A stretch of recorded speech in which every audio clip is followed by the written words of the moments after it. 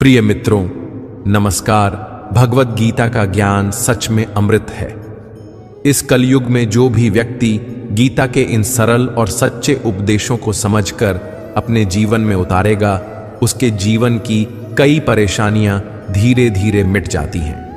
आज मैं आपके लिए वही संदेश बहुत ही सरल और सुघड़ हिंदी में प्रस्तुत कर रहा हूं, ताकि आप इसे आसानी से समझ सकें, याद रख सकें और अपने जीवन में अपनाकर लाभ पा सकें।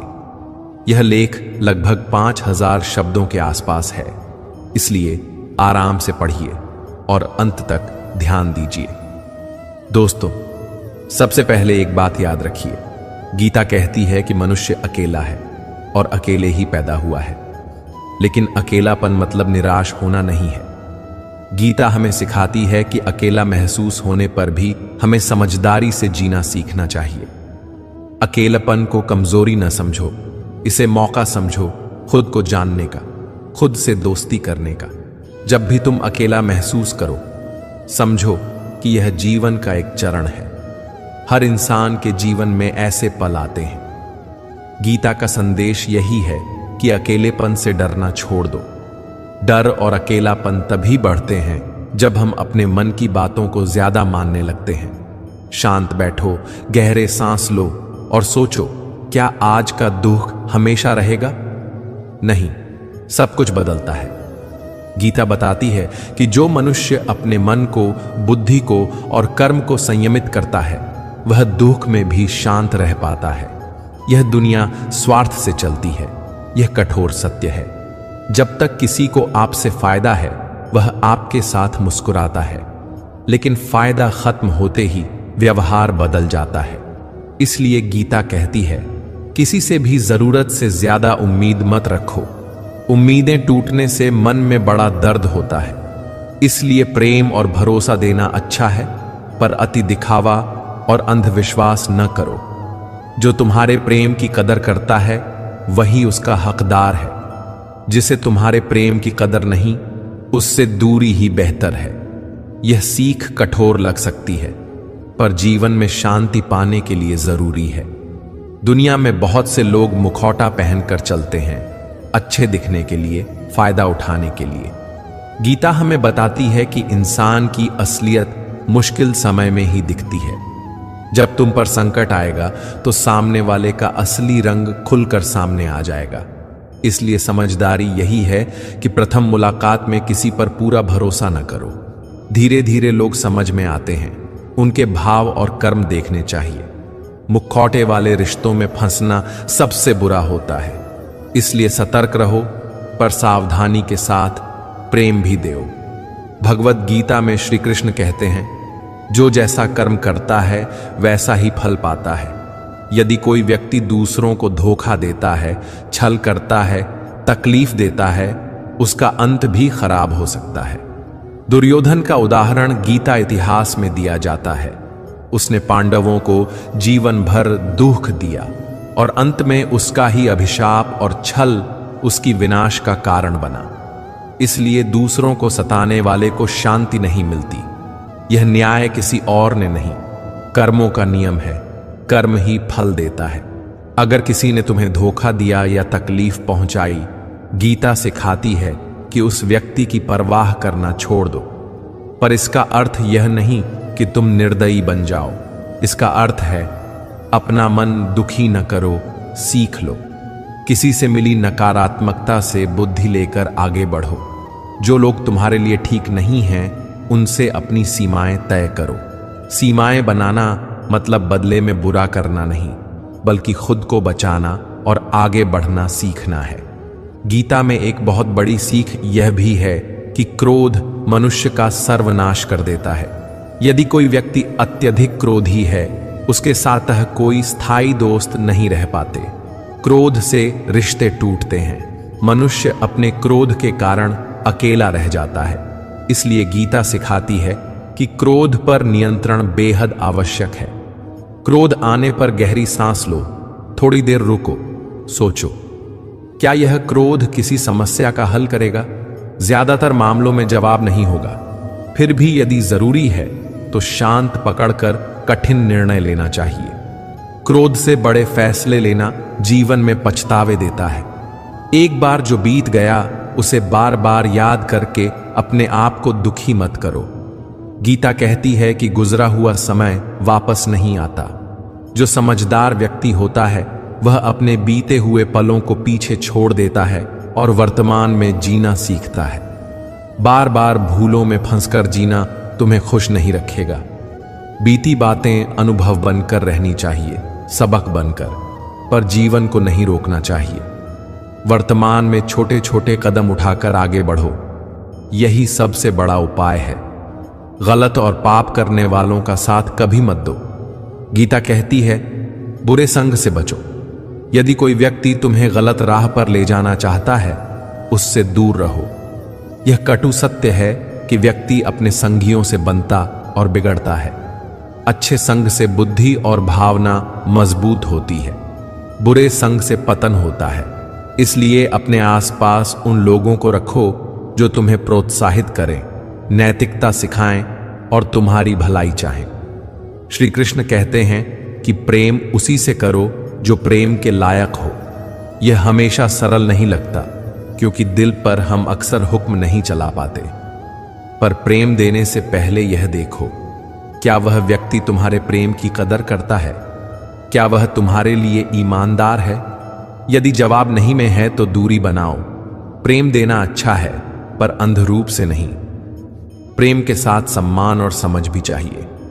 बिना समझ के दिए गए प्रेम से दुख ही मिलता है। गीता सिखाती है कि अपने कर्म पर ध्यान दो। दूसरों के भरोसे जीना बिना आध्यात्मिक ताकत के जीवन को कमजोर बनाता है।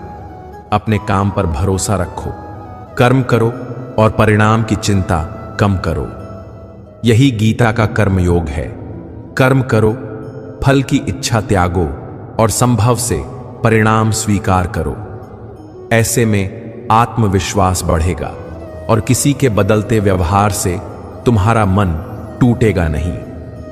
कई बार लोग दूसरों की खुशी के लिए अपने मूल्य गिरा देते हैं। किसी के सामने अपनी अस्मिता, इज्जत, आत्मसम्मान छोटा मत करो। गीता बताती है कि इंसान का मूल मूल्यों में है, गुणों में है, धन में नहीं। इसलिए अपने आत्मसम्मान को बनाए रखो। यदि किसी के साथ व्यवहार करते समय तुम्हारा आत्मसम्मान बचता है तो वह रिश्ता स्वस्थ रह सकता है, अन्यथा वह टूट जाएगा। लोगों की असलियत समझने के लिए उनके कर्म देखो। उनके शब्द कम और कर्म ज्यादा भरोसेमंद होते हैं। जब कोई व्यक्ति बार बार झूठ बोले, वायदे तो करे पर निभाए ना, तो समझ जाओ कि वह शायद ईमानदार नहीं। समय समय पर व्यक्ति का व्यवहार बदल कर देखो। किसी मुश्किल समय में उसके पास कौन खड़ा रहता है, वही सच्चा मित्र है। इसलिए सतह के आचरण पर आधारित निर्णय न ले, समय के साथ उनकी कद्र करो। गीता हमें जीवन में साधारण अभ्यास भी बताती है जो मन की शांति के लिए बहुत उपयोगी हैं। रोज थोड़ा समय ध्यान या प्रार्थना के लिए निकालो। यह 5 से 10 मिनट भी हो सकता है। अपने दिन की शुरुआत सकारात्मक विचारों से करो। कुछ अच्छा सुनो या पढ़ो। किसी से नाराजगी होने पर तुरंत प्रतिक्रिया ना दो, पहले शांत हो जाओ। अपने दिनचर्या में कुछ शारीरिक व्यायाम और सही आहार शामिल करो। तन स्वस्थ होगा तो मन भी स्वस्थ रहेगा। दूसरों के साथ दयालुता रखो, पर बिना खुद को खोए। मान लो किसी ने तुमसे झूठ किया, गुस्सा आएगा, यह स्वाभाविक है। पर गीता तुम्हें कहेगी, पहले शांत हो जाओ, फिर उस स्थिति का समाधान सोचो। यदि वह व्यक्ति तुम्हारे लिए जरूरी नहीं है, दूरी बना लो। यदि वह तुम्हारे जीवन में लेना देना रखता है तो स्पष्ट बात करो। अपने मन की भावनाओं को नियंत्रित करके व्यवहार करो। भावनाओं पर नियंत्रण बुद्धि का काम है और बुद्धि का विकास गीता का मुख्य उद्देश्य है। रिश्ते बनाते समय निम्न बातों का ध्यान रखो। भरोसा धीरे धीरे बनाओ, तुरंत पूरी तरह भरोसा मत कर दो। सीमाएं कायम करो। हर रिश्ते में एक सीमित हिस्सा देना ठीक है। प्रेम में अपना आत्मसम्मान न खो। अपने साथ अच्छे लोगों को रखो, वे तुम्हें ऊपर उठाएंगे। बुरे लोगों का प्रभाव कम करो, उन्हें अपने जीवन से बाहर निकाल दो। मन को मजबूत बनाना गीता का बड़ा उपदेश है। इसके लिए लगातार अभ्यास चाहिए। अपने लक्ष्य स्पष्ट रखें। क्यों जी रहे हो, क्या पाना चाहते हो। छोटी छोटी जीतों का अभ्यास करें। हर दिन कुछ कर दिखाने की आदत डालो। असफलता को सीख मानो। हर असफलता के पीछे कुछ सीख छिपी होती है। अपने विचारों पर नियंत्रण रखो। नकारात्मक विचार आते हैं तो उनको टालकर सकारात्मक सोच लाओ। गीता कहती है कि धर्म के रास्ते पर चलो, पर कर्म भी करो। सिर्फ भक्ति ही सब कुछ नहीं है। कर्म के बिना भक्ति अधूरी है। इसी तरह कर्म बिना भक्ति के भी सूना है। इसलिए अपने कर्म को भक्ति के साथ जोड़ो।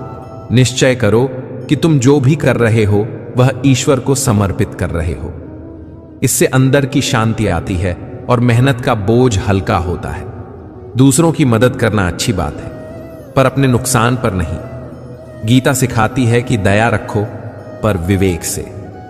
यदि मदद करने से तुम्हारी जिंदगी प्रभावित हो रही है तो पहले खुद को संभालो। मदद उन लोगों की करो जो सच में बदलने की इच्छा रखते हैं। बार बार गलत काम करने वालों की मदद करके तुम खुद में कटौतियां नहीं पैदा करो। गीता में आत्मज्ञान पाने की बहुत महत्वपूर्ण जगह है। अपने अंदर झांकना सीखो। रोज समय निकालकर सोचो, आज मैंने क्या अच्छा किया, क्या गलती हुई, क्या मैं बेहतर बन सकता हूं। आत्मचिंतन से मन का घमंड घटता है और सुधार की राह दिखाई देती है। गीता का सार सरल है। कर्म करो, भक्ति करो और बुद्धि लगाकर जीवन जियो। दुखों से भागो नहीं, उनसे सीखो। हर परिस्थिति में धैर्य रखो और संतुलन बनाओ। जब तुम अपने कर्म पर ध्यान दोगे और फल की इच्छा छोड़ दोगे, तब तुम्हें अंदर से सच्ची शांति मिलेगी। यहाँ कुछ गंभीर परंतु सरल अभ्यास दिए जा रहे हैं जिन्हें रोज अपनाकर तुम गीता के सिद्धांतों को जीवन में उतार सकते हो। सुबह उठकर 5 मिनट श्वास पर ध्यान लगाओ। इससे मन शांत होगा। हर दिन एक अच्छा कर्म करो। किसी की मदद, मुस्कान, प्रेरणादायी शब्द, एक एक करके अपेक्षाएं घटाओ। हर तिमाही में एक बड़ी उम्मीद छोड़ने की कोशिश करो। हर संडे को अपने साथ, दोस्तों, परिवार से उन रिश्तों के बारे में विचार करो। कौन सच्चा है और कौन रिश्ता मात्र ठीक ठाक है। जब भी क्रोध आए 10 तक गिनो। क्रोध कम होगा और तुम सोचकर बोल पाओगे। गीता समय के साथ नहीं बदलती, क्योंकि इसके सिद्धांत मानव मन के स्थायी गुणों से जुड़े हैं। चाहे कोई भी युग हो, मानव के अंदर मोह, क्रोध, लालच, प्रेम सब रहते ही हैं।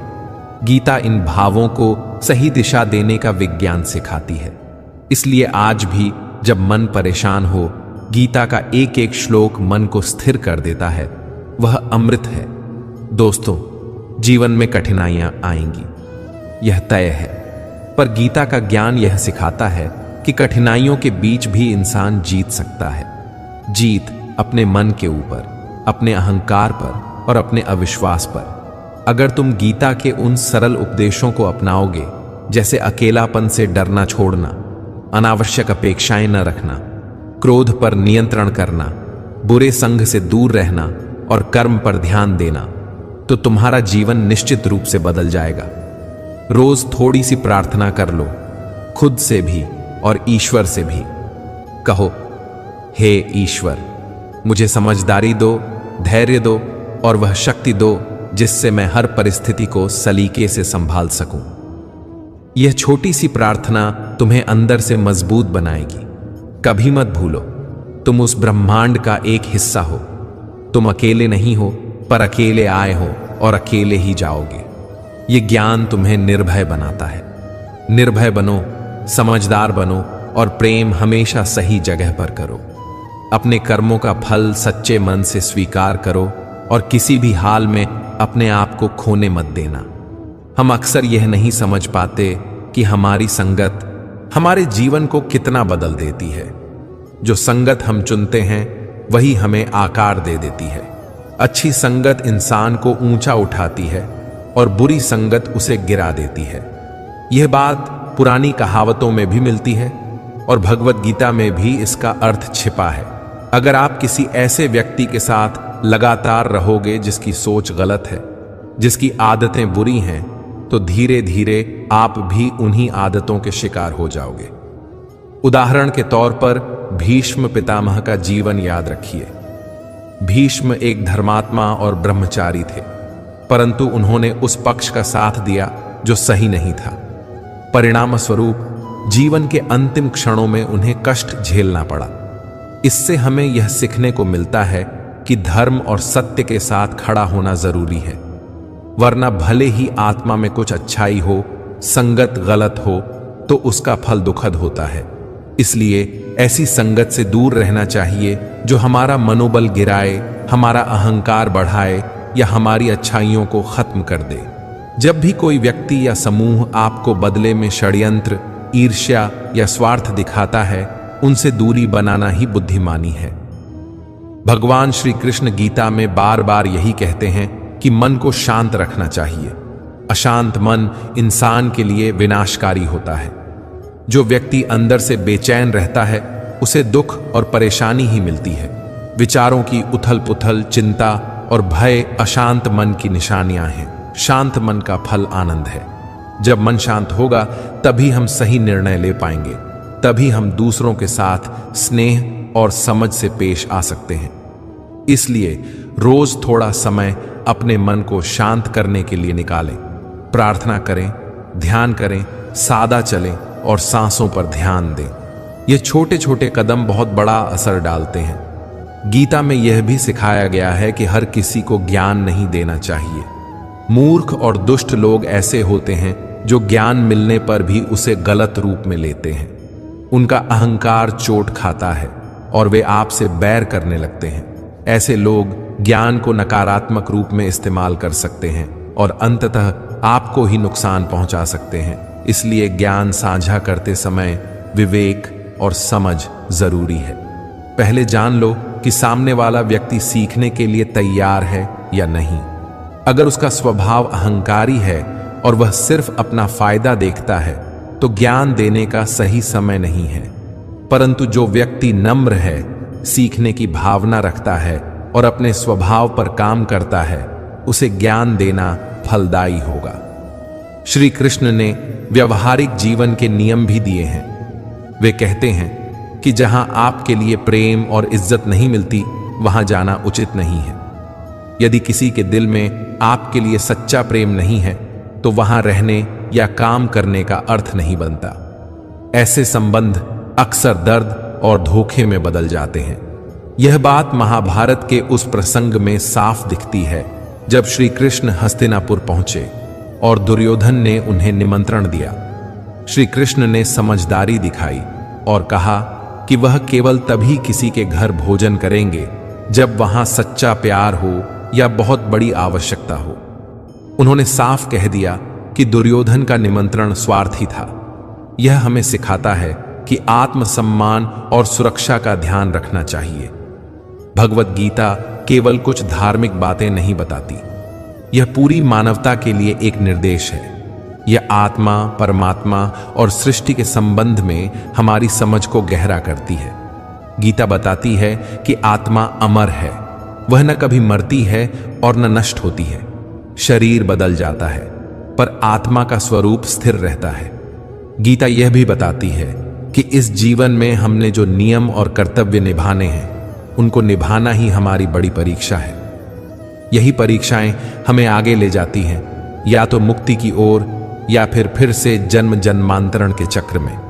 हमारी दुनिया 5 तत्वों से बनी है: पृथ्वी, जल, अग्नि, वायु और आकाश। ये सब उन माध्यमों के रूप में हैं जिनके जरिए हम इंद्रियों से अनुभव करते हैं, पर आत्मा इन 5 से अलग है। आत्मा को इंद्रियों से नहीं समझा जा सकता। आत्मा एक अदृश्य साक्षी है जो शरीर और मन से अलग है। गीता में कहा गया है कि आत्मा को न मार सकते हैं, न जला सकते हैं, न काट सकते हैं। आत्मा हमेशा बनी रहती है, परंतु आत्मा को भी परीक्षा के रूप में जीवन में आकर अनुभव करना पड़ता है। यही अनुभव उसे परिपक्व बनाते हैं। गीता बताती है कि इच्छाएं ही आत्मा को इस संसार में लौटने का कारण बनती है। यदि किसी आत्मा की सब इच्छाएं समाप्त हो जाएं, स्वाभाविक रूप से वह जन्म मरण के चक्र से मुक्त हो सकती है। परंतु अधिकतर आत्माओं के अंदर कुछ न कुछ चाहते रहती हैं, सुख, प्रतिष्ठा, संबंध या किसी अनुभव की लालसा, और इसी कारण आत्मा को फिर से जन्म लेना पड़ता है। इसलिए योग और भक्ति का मार्ग आत्मा को इच्छाओं से मुक्त करने में मदद करता है। जब इच्छाएं कम होंगी तब मन हल्का होगा और मोक्ष की दिशा में कदम बढ़ेंगे। हमारे अंदर 3 तरह के गुण काम करते हैं, तामसिक, राजसिक और सात्विक।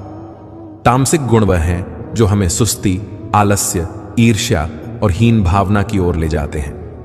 राजसिक गुण वह हैं जो क्रोध, इच्छा, लालसा और स्वार्थ को बढ़ाते हैं।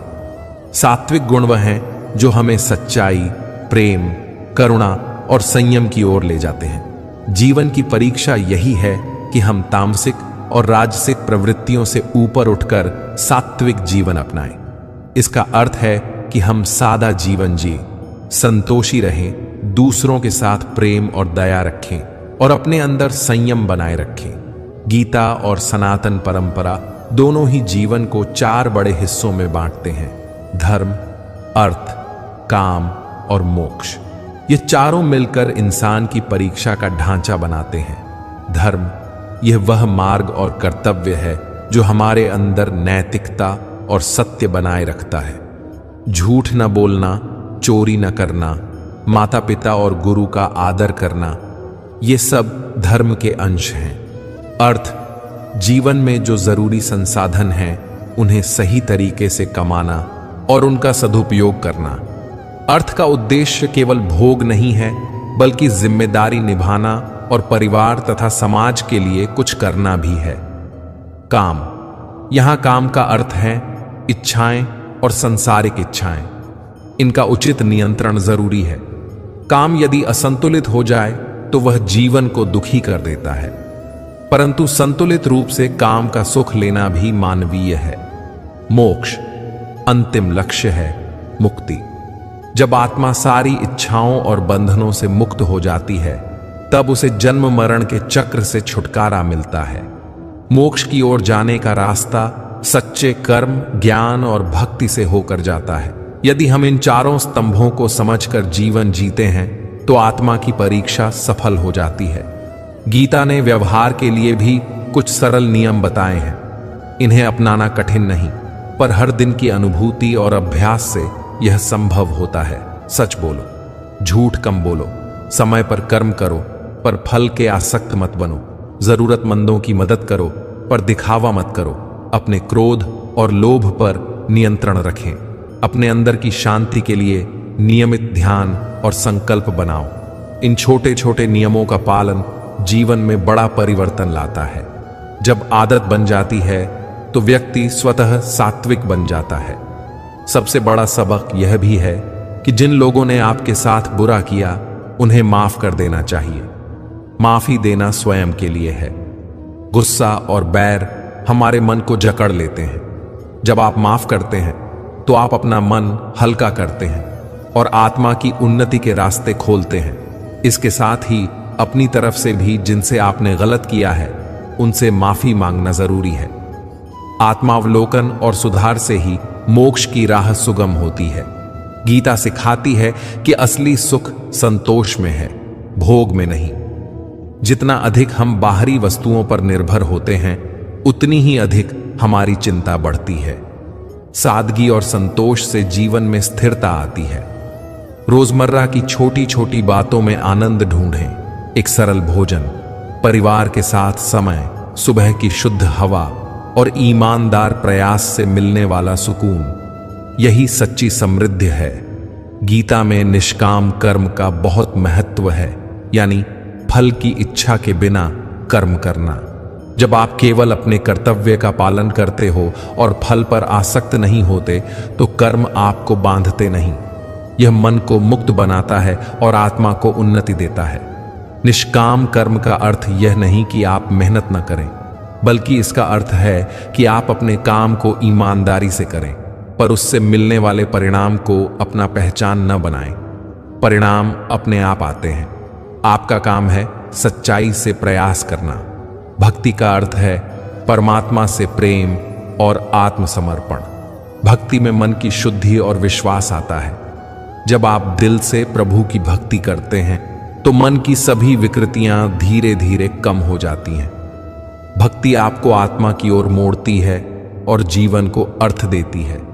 भक्ति का मार्ग किसी एक धर्म व पंथ तक सीमित नहीं है। यह हर उस साधना में मिल सकता है जिसमें सच्चा प्रेम और समर्पण हो।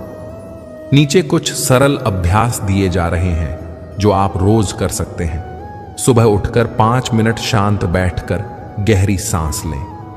दिन में कोई एक अच्छा काम निश्चय कर लें और उसे निष्पादित करें। खाने पीने में सादगी रखें। जरूरत से अधिक मत लें। अगर कोई अपमान करता है तो तुरंत प्रतिक्रिया देने की बजाय एक गहरी सांस लें और सोचें। रात में सोने से पहले उस दिन का आत्मावलोकन करें। क्या अच्छा किया, क्या सुधारना है। इन अभ्यासों से मन धीरे धीरे शांत होगा और जीवन में संतुलन आएगा। यहां कुछ छोटे छोटे उदाहरण हैं जिनसे सिद्धांत स्पष्ट होंगे। अगर आप रोज ऐसे लोगों के साथ बैठते हो जो केवल शिकायत करते हैं तो आपकी सोच भी निगेटिव हो जाएगी। अगर आप उनके साथ नहीं बैठते और सकारात्मक लोगों की संगत करते हो तो आपकी सोच बदल जाएगी और आप समाधान सोचने लगेंगे। अगर किसी ने आपका सांत्वन नहीं किया और केवल स्वार्थ दिखाया तो वहां रहकर आप अपना सम्मान खो देंगे। इसलिए संयम और दूरी आवश्यक है। ये साधारण उदाहरण हमें बताते हैं कि व्यवहारिक जीवन में सिद्धांत कैसे लागू होते हैं। भगवत गीता का सार यह है कि आत्मा अमर है, जीवन एक परीक्षा है और हमारा काम है सही तरह से जीना, अपने कर्तव्यों का पालन, अपने स्वाभाविक गुणों का परिशोधन और दूसरों के प्रति प्रेम व करुणा दिखाना। संगत का चुनाव, मन की शांति, ज्ञान देने का विवेक और चारों स्तंभों धर्म, अर्थ, काम और मोक्ष को समझना हमें सफलता की ओर ले जाता है। अगर आप इन बातों का पालन करेंगे तो आपका जीवन सुधर जाएगा। याद रखिए, परिवर्तन की शुरुआत छोटे छोटे कदमों से होती है। संयम, सादगी और सच्चाई से चलें। प्रिय दर्शकों, जो भी आप पढ़ रहे हैं या सुन रहे हैं उसके लिए मेरा एक सरल सा आशीर्वाद है।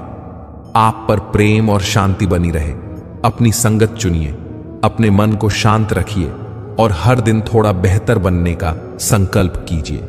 भगवत गीता का ज्ञान सरल है पर उसे अमल में लाना कठिन है, परंतु जब यह अमल में आ जाता है तब जीवन में सच्चा परिवर्तन और आनंद आता है। मनुष्य सोचता है कि यह शरीर ही सब कुछ है, लेकिन गीता बताती है कि असली सत्य आत्मा है। आत्मा न जन्म लेती है और न ही मरती है। जन्म और मृत्यु तो सिर्फ शरीर के हैं। जब परीक्षा का समय खत्म होता है, यानी जब मृत्यु आती है, तब आत्मा शरीर और संसार की सभी चीजों को छोड़ देती है। हम सोचते हैं कि यह घर, पैसा, मान सम्मान, परिवार सब हमारा है, लेकिन मृत्यु के बाद यह सब यहीं रह जाता है और आत्मा अकेली निकल पड़ती है। मृत्यु के बाद आत्मा को अपने जीवन के कर्मों का हिसाब देना पड़ता है। यह हिसाब न्याय की तरह होता है। अच्छे कर्म करने वाली आत्मा को सुख मिलता है और बुरे कर्म करने वाली आत्मा को दुख। किसी इंसान ने अगर दया, सेवा, सत्य और धर्म का पालन किया है तो मृत्यु के बाद उसे स्वर्ग जैसी जगह मिलती है। वहीं जिसने पाप किए, छल किया, दूसरों को दुख दिया, उसे नरक में भेजा जाता है। स्वर्ग आत्मा के लिए विश्राम की जगह है। यहां आत्मा को अपने पुण्य कर्मों का सुख मिलता है। वहीं नरक वह स्थान है जहां आत्मा को अपने पापों के अनुसार सजा मिलती है। यह सजा स्थायी नहीं होती। जब आत्मा अपने बुरे कर्मों की सजा पूरी कर लेती है तब उसे एक नया शरीर मिलता है और वह फिर जन्म लेती है। हर नया जन्म एक नई परीक्षा की तरह है। आत्मा बार बार जन्म लेती है ताकि वह अपने पुराने कर्मों का फल भोग सके और धर्म, अर्थ, काम और मोक्ष इन 4 स्तंभों को समझ सके। हर जन्म में आत्मा को अलग अलग हालात मिलते हैं, कभी अच्छे हालात तो कभी कठिन परिस्थितियां। यह सब हमारे पिछले जन्मों के कर्मों पर निर्भर करता है। मनुष्य जीवन 4 स्तंभों पर टिका हुआ है। धर्म, सही रास्ते पर चलना, सत्य और न्याय का पालन करना। अर्थ, मेहनत से कमाई करना और ईमानदारी से जीवन जीना। काम, जीवन की आवश्यक इच्छाओं और जिम्मेदारियों को पूरा करना। मोक्ष, परमात्मा से मिलन और जन्म मृत्यु के चक्र से मुक्ति। जब तक आत्मा परमात्मा से जुड़ नहीं जाती, तब तक वह जन्म मृत्यु के चक्र में फंसी रहती है। भगवद गीता में भगवान श्री कृष्ण ने बताया कि परमात्मा तक पहुंचने के कई मार्ग हैं। कर्म योग, जब इंसान निस्वार्थ होकर अच्छे कर्म करता है और अपने कर्मों को भगवान को अर्पण करता है। उदाहरण, श्रवण कुमार ने अपने माता पिता की सेवा करके भगवान को पाया। राजयोग, यह मन और बुद्धि के द्वारा भगवान से जुड़ने का मार्ग है। ध्यान, साधना, तपस्या और आत्मनियंत्रण के द्वारा मनुष्य परमात्मा से जुड़ सकता है। विवेकानंद और शंकराचार्य जैसे संतों ने इसी योग से भगवान को पाया। भक्ति योग, जब इंसान पूरे दिल से, सच्चे मन से भगवान को याद करता है। यह सबसे सरल और सुलभ मार्ग है। मीराबाई, चैतन्य महाप्रभु और हनुमान जी इसके उदाहरण हैं। भगवान कहते हैं, अगर कोई योग न समझे, धर्म न समझे, लेकिन सच्चे दिल से मेरी शरण में आ जाए, तो मैं उसके सभी पाप माफ कर देता हूं। इस संसार में परमात्मा सबसे बड़ा न्यायाधीश है। इंसान चाहे कितना भी चालाक क्यों ना हो, परमात्मा से कुछ नहीं छुपता। जैसे किसान जिस बीज को बोता है, वैसी ही फसल काटता है, वैसे ही इंसान को अपने कर्मों का फल मिलता है। अच्छे कर्म अच्छा फल, बुरे कर्म बुरा फल। परमात्मा की न्याय व्यवस्था में कोई रिश्वत नहीं चलती, कोई सिफारिश नहीं चलती। अच्छे कर्म करने वाला व्यक्ति निडर रहता है, उसका मन शांत और स्थिर रहता है। वहीं बुरा कर्म करने वाला हमेशा डरता रहता है। उसे हमेशा यह चिंता रहती है कि कहीं उसका बुरा काम सामने ना आ जाए। ईश्वर ने हर जीव को कर्म करने की आजादी दी है। इंसान जैसा चाहे वैसा कर्म कर सकता है, लेकिन उसका फल ईश्वर की न्याय व्यवस्था से ही मिलेगा। इसलिए कहा गया है, जैसा करोगे वैसा भरोगे। हमारा धर्म हमें यह सिखाता है कि जैसे हम दूसरों के साथ व्यवहार करते हैं, वैसे ही लोग हमारे साथ करेंगे। अगर कोई हमें छल करे तो उसके साथ सतर्कता रखनी चाहिए। अगर कोई भलाई करे तो उसके साथ भलाई करनी चाहिए।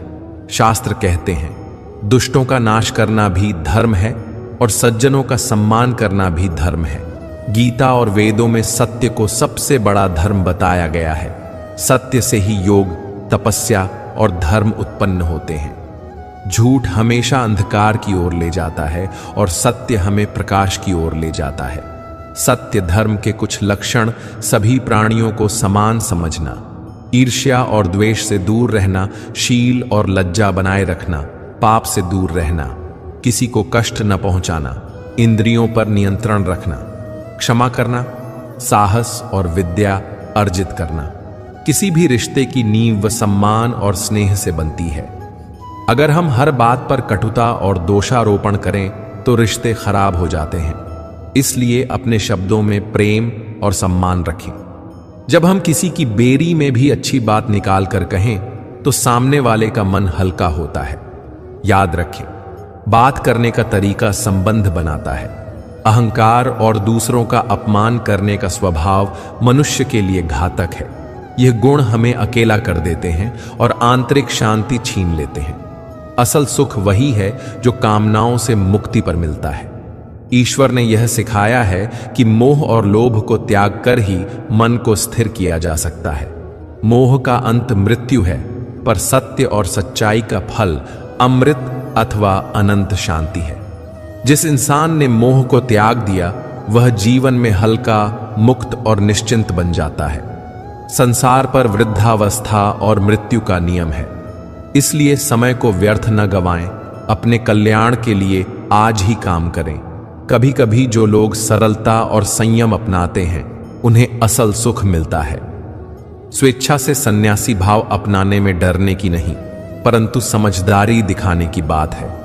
यह मार्ग कठिन जरूर लगता है, पर जो पवित्र जीवन जीना चाहता है उसके लिए यह मार्ग उत्तम है। संपत्ति का मोह हटा देने पर मन को सच्ची आजादी मिलती है। त्याग के बिना कोई बड़ा फल नहीं मिलता। त्याग से मनुष्य को परम आनंद का अनुभव होता है। भगवद गीता में भी तीव्रता से यही सिखाया गया है कि मोह और इच्छाओं का त्याग कर अपने चित्त को शांत करो। वही मनुष्य सुखी रहता है जो व्यर्थ की चिंता नहीं करता और सत्य का पालन करता है। जीवन में दो तरह के लोग सुख पाते हैं, एक मूर्ख लोग जो असमझी में सुखी रहते हैं और दूसरे ज्ञानी जो ज्ञान के प्रकाश में सुखी रहते हैं। पर जिनका मन बीच बीच में डोलता है वे दुखी होते हैं। अतः संतुलन और स्थिरता आवश्यक है। दूसरों की सफलताओं से किसी को जलन नहीं होनी चाहिए। विद्वानों का आदर करना और धर्म के उपदेश सुनना हमें ऊंचा उठाता है। आलस्य छोड़िए, समय पर अपना काम करिए।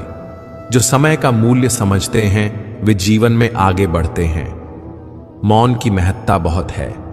कई बार चुप रहना बुद्धिमत्ता होती है। मूर्ख के सामने चुप रहना बेहतर होता है, पर हर स्थिति में मौन सही नहीं। यदि कहीं अन्याय हो रहा हो तो मौन रहना अपराध है। मौन से आप अक्सर अन्याय का समर्थन कर बैठते हैं। इसलिए जहां सत्य और न्याय की बात हो वहां आवाज उठाइए। हम अक्सर बड़े लोगों या ताकतवर के सामने मौन हो जाते हैं। ऐसा करना हमको तात्कालिक शांति दे सकता है, पर दीर्घकाल में यह अन्याय की जड़ बन जाता है। डर को हटाकर अन्याय का विरोध करना सभ्य जीवन की पहचान है। गीता में कहा गया है, अन्याय सहना अन्याय करने से बड़ा पाप है। इतिहास बताता है कि पापियों की मुखरता ने दुनिया को उतना नुकसान नहीं पहुंचाया जितना सज्जनों के मौन ने पहुंचाया। जब अज्ञान और पाप बढ़ रहे हों वहां मौन रहकर आप अनजाने में अपराधी बन जाते हैं। इसलिए सोच समझकर और साहस के साथ बोलना सीखिए। सही समय पर और सही तरीके से बोलना कला है। सतही बातों से बचिए। अनावश्यक बातों को अपनी दिनचर्या से हटा दीजिए। इससे आप सकारात्मक और ऊर्जा भरे महसूस करेंगे। किसी विषय पर जब आपके पास आधा अधूरा ज्ञान हो तब भी चुप रहना बेहतर है। जब कोई व्यक्ति अपनी तकलीफ या दुख आपसे बांट रहा हो उसकी बात को ध्यान से सुनना सबसे बड़ा सहारा है। ज्यादातर लोग समस्याएं बांटते हैं ताकि उनकी बात सुनी जाए, न कि तुरंत सुझाव पाएं। जब आप ध्यान से सुनते हैं सामने वाले को अंदर से सुकून मिलता है। इसलिए किसी की बुराई में शामिल न हो और न ही किसी तीसरे की निंदा करने की भागीदारी करें। क्रोध आने पर मौन रहना व्यक्ति को सबसे बड़ा लाभ देता है। चुप रहकर आप स्थिति को बिगड़ने से रोक सकते हैं। जब क्रोध शांत होता है तब इंसान अपनी गलती समझकर माफी मांग सकता है। पर हर जगह मौन सही नहीं। करीबी रिश्तों में कभी कभी स्पष्ट बात करना जरूरी भी बन जाता है। मौन खाली नहीं है, वह उत्तरों से भरा हुआ है। अकेले रहने पर हम अपने आप से मिल पाते हैं।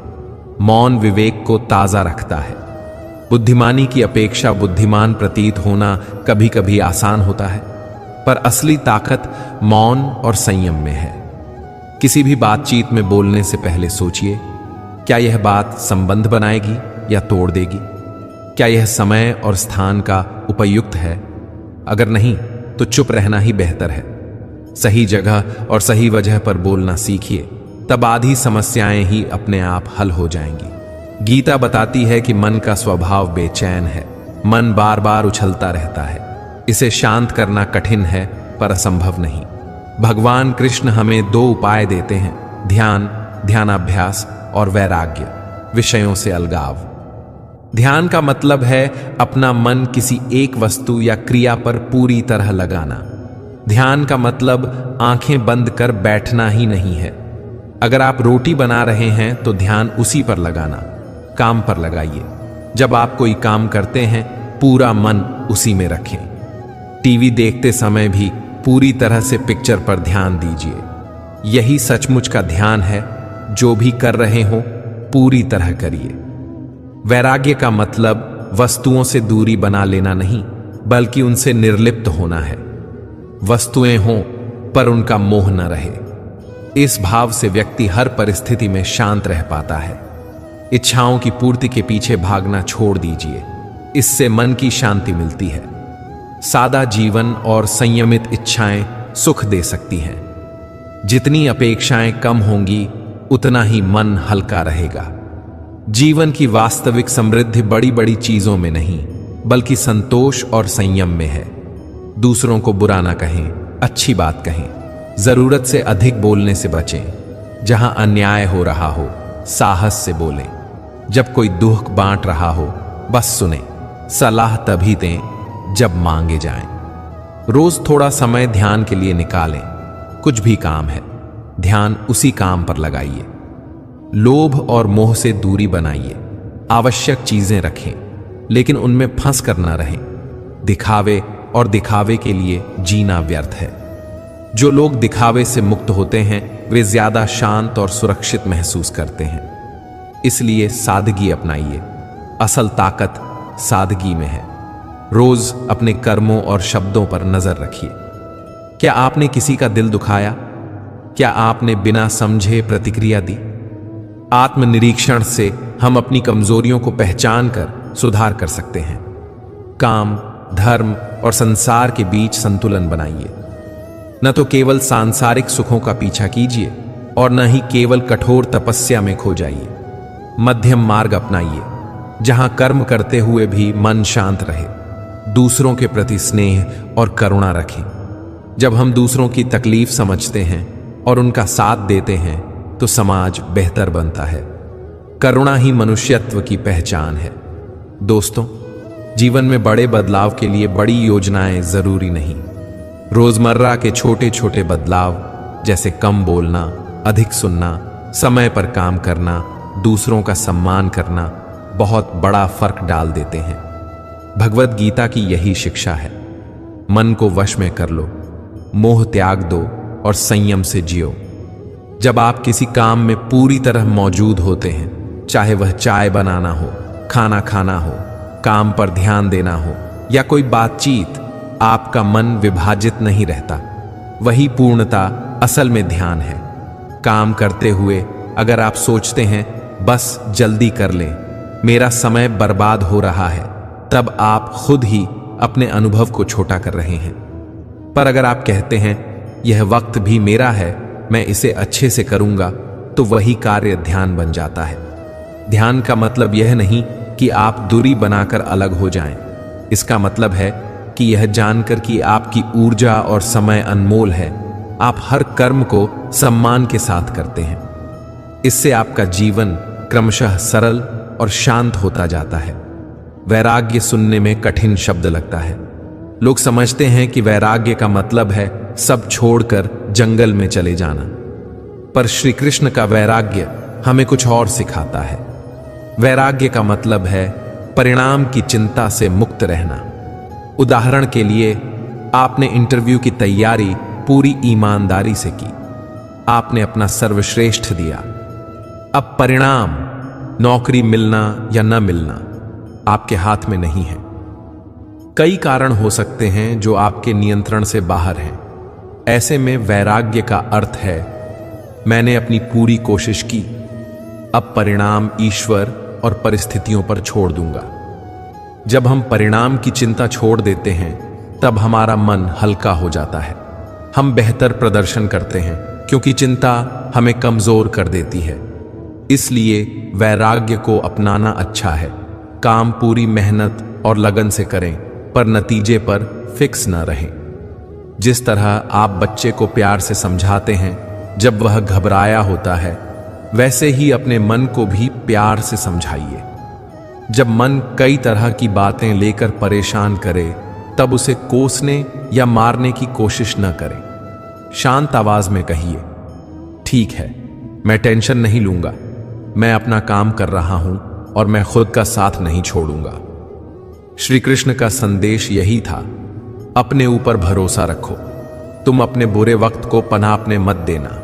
मन को स्थिर रखने से हम कठिन समय में भी सही निर्णय ले पाते हैं। महाभारत की कथा में जब अभिमन्यु का बलिदान हुआ, तो अर्जुन गहरे दुख में डूबा।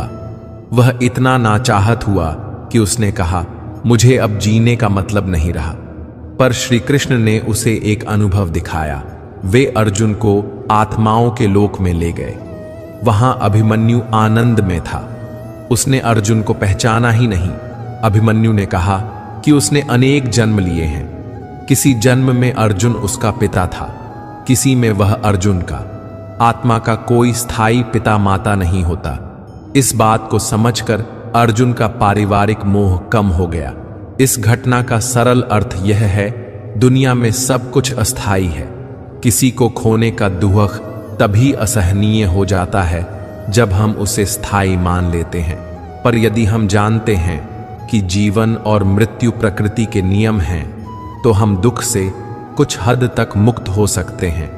भगवान कृष्ण अर्जुन को कहते हैं कि तुम्हें केवल कर्म करने का अधिकार है, फल पर नहीं।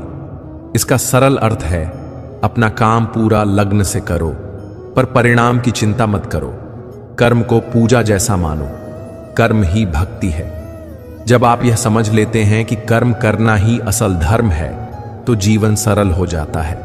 आप निरंतर कार्य करते रहो, बिना फल की उम्मीद के, और अपने कार्य को ईश्वर को समर्पित मानो। इससे आपका मन शांत रहेगा और आपके कर्म निष्काम बनेंगे। हर जीव को जन्म और मृत्यु का चक्र भुगतना पड़ता है। यह प्रकृति का नियम है। यदि हम इसको स्वीकार कर लें कि जन्म है तो मृत्यु भी है, तो जीवन के प्रति भय कम होता है। श्री कृष्ण कहते हैं कि भूत, अतीत और भविष्य की चिंता व्यर्थ है। वर्तमान ही सत्य है। अगर आप वर्तमान में जीना सीख जाएं, आप भय से मुक्त हो सकते हैं। तुम क्या कर सकते हो, वही करो। परिणाम पर चिंता करना तुम्हें कहीं नहीं ले जाएगा। यह स्वीकार करना आसान नहीं होता, पर अभ्यास से संभव है। हर दिन थोड़ा थोड़ा अभ्यास करें। सांस पर ध्यान दें। छोटे कामों में पूरी तरह मौजूद रहें और याद दिलाते रहें कि जो चीज हमारे नियंत्रण में नहीं है, उस पर चिंता छोड़ दें। श्री कृष्ण ने अर्जुन से कहा कि समय बड़ा बलवान है। समय सब कुछ बदल देता है, अच्छा भी और बुरा भी। इसलिए कठिन समय में सोचो कि यह भी गुजर जाएगा। यही आशा आपको धैर्य देती है। यदि आप हर परिस्थिति को जानते हुए भी अपनी जिम्मेदारी निभाते रहो, तो समय के साथ सही चीजें सामने आ जाएंगी। समय को अपना मित्र मानो और उसके साथ धैर्य से चलो। जब कोई अपने प्रिय को खो देता है, दुख और पीड़ा स्वाभाविक है, पर वह पीड़ा इतनी गहरी न हो कि आप जीना ही छोड़ दें। कुछ बातें जो मदद कर सकती हैं, स्वीकार करें कि जो हुआ वह हुआ। निराशा में फंसना समाधान नहीं। सोचें कि आत्मा ने शरीर छोड़ा, वह कहीं जाती है, या ईश्वर से मिलन होगा या अगला जीवन। दूसरों का सहारा लें। बात करना, बतलाना, यादों को साझा करना। अपने कार्यों में लग जाए। कर्म में लिप्त रहना मन को व्यस्त और शांत रखता है। ये सभी बातें धीरे धीरे शोक को मध्यम कर देती हैं। याद रखिए, समय के साथ संभलना भी हमारी क्षमता है, और यह शक्ति अभ्यास से आती है। हमारे पास जो शरीर है वह अस्थाई है। आत्मा वह है जो जन्म लेती और छोड़ती रहती है। ध्यान करने पर हमें यह समझ आता है कि आत्मा का कोई निश्चित पिता या माता नहीं होता। वह अनेक जन्मों परिणामों में आती जाती है। इस विचार से हमारा दृष्टिकोण बदल सकता है। अब हम दुनिया की चीजों से कम जुड़ाव महसूस करेंगे, क्योंकि सब कुछ अस्थायी है। इससे जीवन में संतुलन आता है और हम अनावश्यक दुख से बचते हैं। श्री कृष्ण ने एक सरल उदाहरण दिया। जैसे कोई नाटक चलता है और उसमें कलाकार किसी भूमिका को निभाता है। वह भूमिका थोड़े समय की है। नाटक खत्म होते ही वह कलाकार अपने असली जीवन पर लौट आता है। इसी तरह हमारे शरीर और भूमिका भी थोड़े समय के लिए हैं। जब हम इसे समझते हैं तो जो दुख आता है वह कम होता है। हम जानते हैं कि जो भी हुआ वह अस्थायी था और वास्तविकता आत्मा की है। मृत्यु को केवल अंत समझने की बजाय इसे एक नए आरंभ के रूप में देखना चाहिए। आत्मा जिस शरीर को छोड़ती है वह या तो दूसरे शरीर के रूप में फिर जन्म लेती है या ईश्वर के पास जाती है। इस दृष्टि से मृत्यु दरम्य और भयहीन होती है। यदि मृत्यु इतनी भयानक होती तो जन्म का अर्थ ही खत्म हो जाता। पर जीवन और मृत्यु एक चक्र है। यह चक्र समझकर हम शोक और भय से ऊपर उठ सकते हैं। सांस पर 2 मिनट ध्यान। सुबह उठकर और रात को सोने से पहले 2 मिनट अपनी सांसों पर ध्यान दें। यह मन को सुलझाता है। एक काम, पूरा ध्यान। कोई भी छोटा काम लें और उसे पूरे ध्यान से करें, चाहे वह कपड़े धोना हो या चाय बनानी। परिणाम को छोड़ना। किसी भी काम को पूरा करके कहें, मैंने अपना सर्वश्रेष्ठ दिया, और परिणाम को छोड़ दें। दैनिक धन्यवाद। दिन में एक बार उन चीजों के लिए धन्यवाद करें जो आपके पास हैं। किसी की सेवा, किसी की छोटी मदद करें। इससे मन में अहंकार कम होता है और भक्ति बढ़ती है। इन छोटे अभ्यासों से धीरे धीरे आप वैराग्य, कर्मयोग और ध्यान की ओर बढ़ेंगे। श्री कृष्ण की शिक्षा सरल है। कर्म करते रहो, फल की चिंता मत करो। जीवन को वर्तमान में जियो। मृत्यु और जन्म प्रकृति के नियम हैं, उनसे भय मत रखो और अपने मन को प्रेम और समझ से शांत करो। जब आप हर छोटे काम में पूरी तरह मौजूद रहोगे तो आपका जीवन खुद एक ध्यान बन जाएगा। शांति, स्थिरता और आत्मविश्वास अपने आप बढ़ेगा। याद रखिए, आप अपने कर्मों के माध्यम से ही अपने जीवन को सुंदर बना सकते हो।